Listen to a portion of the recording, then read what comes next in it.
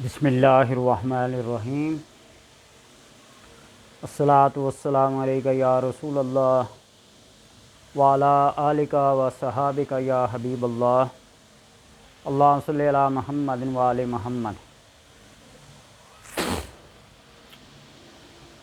आज के बाद ख्वाबों की ताबीर के इस सिलसिले को आप टिक टॉक या फेसबुक पेज पे देख सकते हैं। ये बुनियादी तौर पे ये चैनल अमलियात व वज़ाइफ के हवाले से था। मैंने अपने हद्दल मक़दूर कोशिश और जिद्दोजहद के बाद इस सिलसिले को शुरू किया था। अस्माए हुस्ना का जो कुछ मैं जानता था, कुरानी सूरतों के बारे में या दीगर वज़ाइफ के बारे में जो जानता था, वो आपके सुपुर्द किया। आपकी अमानत थी। मेरा इल्म आपके पास और आपका इल्म मेरे पास एक अमानत है। तो अक्सर लोग कॉल करते हैं या कमेंट्स करते हैं कि आपने उन वज़ाइफ और अमलियात के सिलसिले को छोड़ दिया है जो हर एक की ज़रूरत है। आप ख्वाबों की ताबीर को मुअख्खर कर दें या जैसे भी आप मुनासिब समझते हैं। तो मैंने सोचा चलो ठीक है। अक्सर लोग ये भी सवाल करते हैं कि क्या यूट्यूब की कमाई खाना जायज़ है। सबसे पहली बात तो ये है कि इस मुल्क में रहते हुए भूख, अफलास और बेबसी और बेचारगी में आप मुझे बताएं कि क्या खाना जायज़ नहीं है। जब हालत इज़्तिरारी हो जाए, गैर बाग़िन वला आदिन, कुरान पाक के लफ्ज़ है ना, हद से ज़्यादा ना बढ़ो, हद को तजावज़ ना करो। खिंजीर भी खा सकते हैं जो हराम कती है, नजसलैन है। शराब को भी पी सकते हैं जब कोई मजबूरी हो, गले में कोई नवाला, कोई रोटी का टुकड़ा फंस जाए।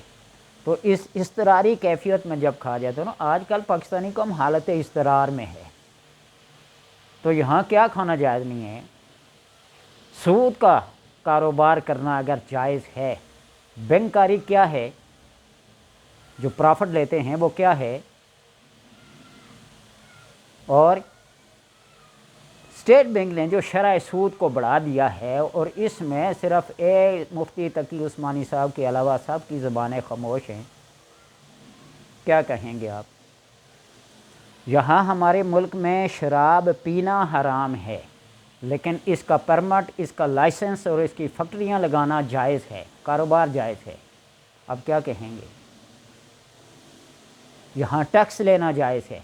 टैक्स, मेरे नज़दीक टैक्स, सूद और शराब एक ही ज़मरे में आते हैं। अगर ये खाना जायज़ है तो क्या यूट्यूब की कमाई, कहाँ से लोग अपने मोती चुन चुन के लाते हैं, आपके गोश्तदार करते हैं। अगर किसी को कोई बात पसंद आती है, यूट्यूब कंपनी जो टीम है वो उसको कोई चीज़, उसके उसूल, उसके कवायद उसे पसंद आते हैं, वो वर्क लेती है, काम लेती है। और हम या यूट्यूब चैनल जितने भी हैं वो सारे मेहनत करते हैं, कमाई करते हैं, अच्छी बातें एक दूसरे से शेयर करते हैं। तो मुझे नहीं पता कि सवाल करने वाले का सवाल सच है या झूठ है, करना चाहिए या नहीं करना चाहिए। मैं इस बारे में मुफ्ती के तौर पर फतवा नहीं दे सकता। हाँ, मैं लेता हूँ, मैं खाता हूँ। यूट्यूब मुझे जो देती है मैं उसको हक हलाल समझ के इस्तेमाल करता हूँ। थोड़ा देती है, ज़्यादा देती है, लेकिन मेरी मेहनत जितनी है इतना वो मुझे पे कर रही है। अब इसमें हलाल और हराम वो मुझसे सवाल होगा, आपसे सवाल नहीं होगा। आपका काम है मुझे बता देना और मेरा काम है सुन के इधर से इधर कर लेना या उस पर अमल करना।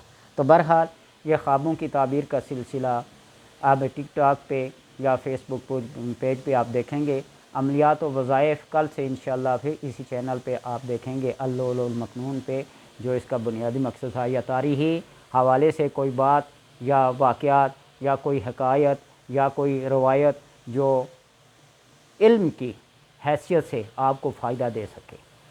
और फिर मैं कहूँगा कि अमलियात को मैंने छोड़ा इसलिए था, ये एक वजाहती बयान में दे रहा हूँ, एक मालूमाती पैगाम आपको दे रहा हूँ। عملیات و وظائف کو میں نے چھوڑا اس لیے تھا کہ جہاں بھی کہیں میں دشمن کا نام لے لوں کہ دشمن کو نیست و نابود کرنا یہ وظیفہ، آپ یقین جانیے کہ لوگ اس کے پیچھے پڑ جاتے تھے۔ کیا پتہ لوگوں نے کہاں سے اتنے دشمنیاں مول لی ہوتی ہیں کہ وہ سارے کام چھوڑ کر ان وظائف کا پیچھا کرتے ہیں کہ دشمن کو زیر کرنا، دشمن کو کیا کرنا، مخور کرنا، دشمن کو نیست و نابود کرنا، یہ کر دینا وہ کر دینا۔ اور جب اکثر یوٹیوبرز نے یہ دیکھا ہے تو اس قسم کی عملیات اور وظائف کو توڑ مروڑ کر پیش کرتے ہیں۔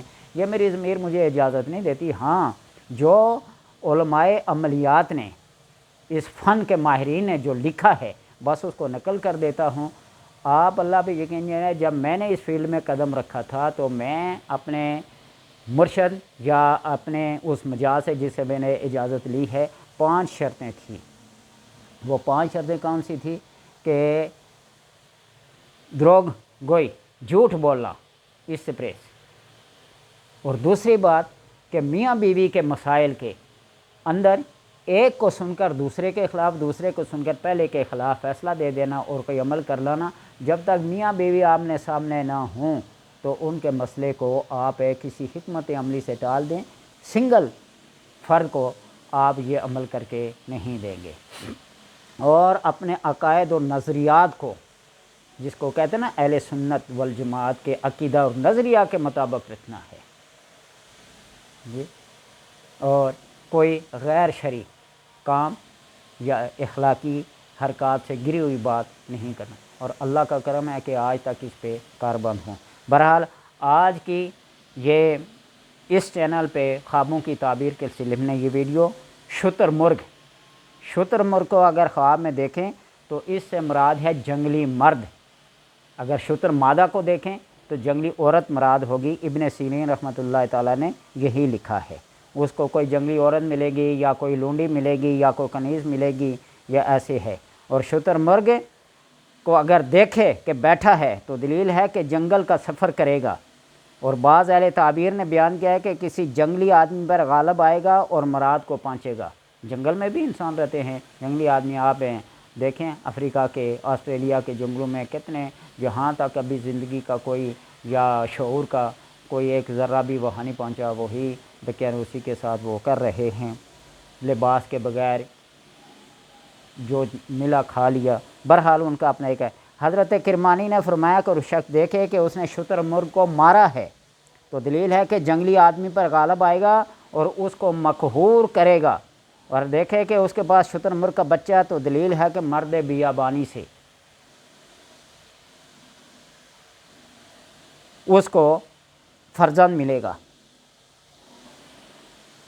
حضرت جابر مغربی نے فرمایا کہ اگر کوئی شخص خواب میں دیکھے کہ شتر مرغ بیٹھا ہے اور وہ اس کا متی ہے تو اور اس کو ہوا میں لے گیا ہے پھر اسے زمین پر لے آئے تو دلیل ہے کہ مرد بیابانی کے ساتھ سفر کرے گا اور بہت سارا نفع پائے گا، اور اس کے خلاف ہے تو اس کی تعویل بھی بری ہوگی۔ مرد بیابانی سے مراد ایسے ہوتے ہیں، ایسے انسان جن کا ضروریات زندگی سے، انسانیت سے تعلق ناتا توڑ کر اپنی ایک علیحدہ دنیا بسا لینا، نہ کسی کے نفع میں نہ کسی کے نقصان میں، نہ کسی کی محفل میں خوشی کے ساتھ نہ کسی کی محفل میں غمی کے ساتھ شریک ہونا، ایک اپنی ہی دنیا بسا لینا۔